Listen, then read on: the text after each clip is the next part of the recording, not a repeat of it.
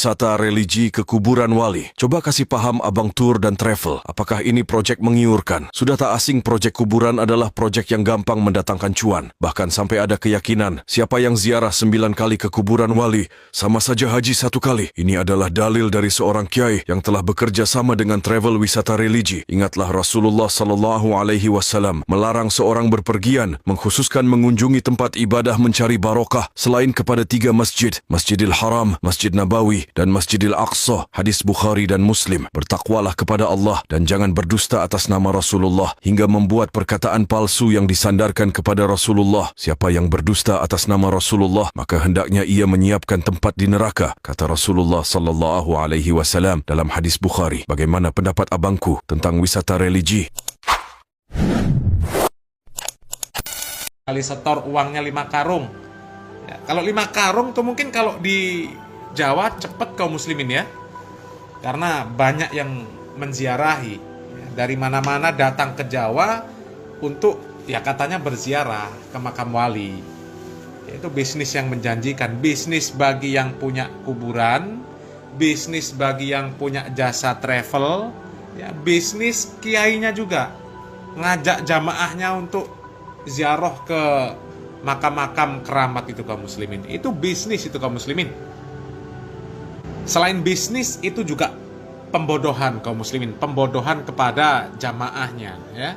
Jamaahnya dimintai uang untuk ongkos travel ziarah ke makam wali-wali. Dapat keuntungan kiainya ini.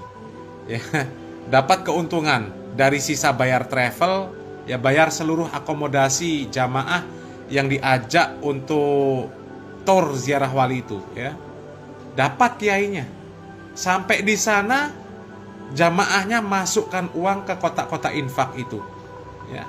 Pengurus kuburan keramat dapat lagi uangnya. Cuma jamaahnya saja yang melongo kaum muslimin. Karena apa? Jamaahnya di sana cuma disuruh bertawasul.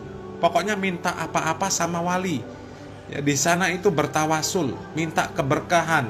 Bahkan sampai ada ya Rabbana ya Kudus, sahilana bil fulus, kertas merah yang halus-halus. Coba, mereka minta kertas merah yang halus-halus, minta uang di kuburan. Sementara mereka sudah punya uang, dipakai untuk bayar tur ziarah ke kuburan. Ini logika orang-orang yang nggak normal itu kaum muslimin ya.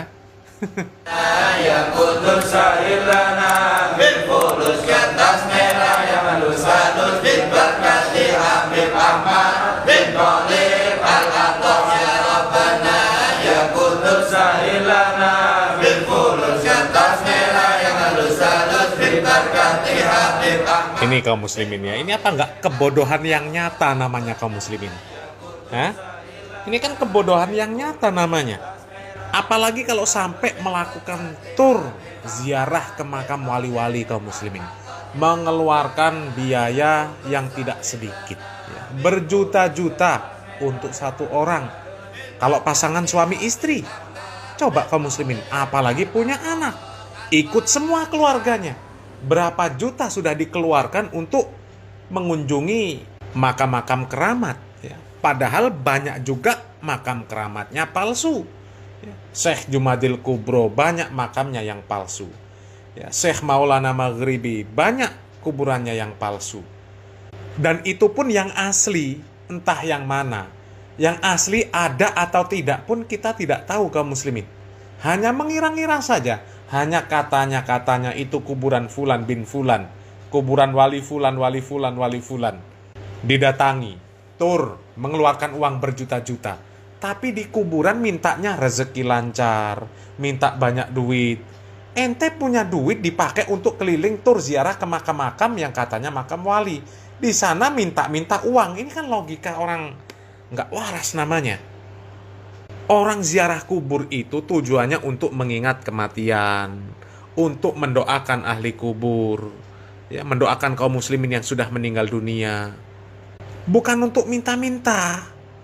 Ini ziarah kubur untuk minta-minta. Na'udzubillah min dzalik. Ini kesyirikan namanya kaum muslimin. Dan orang yang berbuat kesyirikan itu sebodoh-bodoh orang.